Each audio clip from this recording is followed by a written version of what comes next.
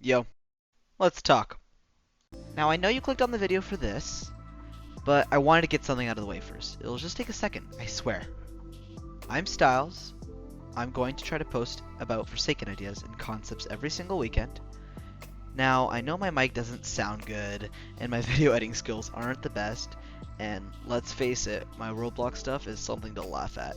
But I'm passionate about my stuff, and hope that you guys will give me the time of day. Even if there aren't 300 fine boom sound effects and big transitions, and I'm not screaming at you for your attention. Now, let's get to the good stuff. This is 08, my killer concept. My plan for him was to be a snowball type killer, like Badware.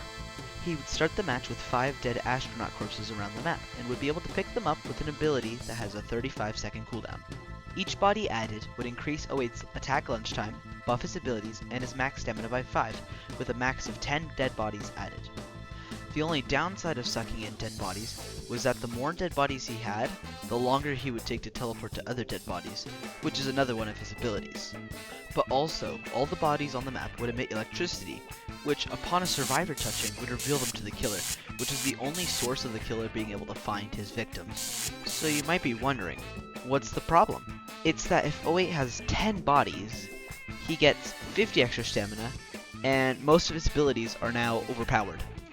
So the massive rework is going to lower his suck it ability cooldown by 5 seconds, so 35 to 30 seconds, which seems a little counterproductive, but it also makes it to where when 08 gets stunned, he will detach a dead body, so it makes it to where he struggles to get a max of 10. Also, when 08 gets more bodies, he gets longer, which is a core mechanic because when a survivor touches it, they take a little bit of damage and they get an effect that makes it kind of like mini stun every now and then.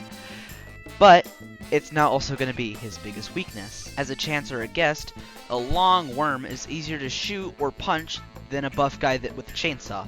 As for 2-time, backstabbing is going to be a little tricky as he has to stab in between the floating dead bodies or at the end of the chain. This would make the gameplay more rewarding, avoiding getting stunned, and make it a lot more fair to survivors who know what they're doing. And that is my big rework. Thank you so much for watching, and stay tuned for the next post.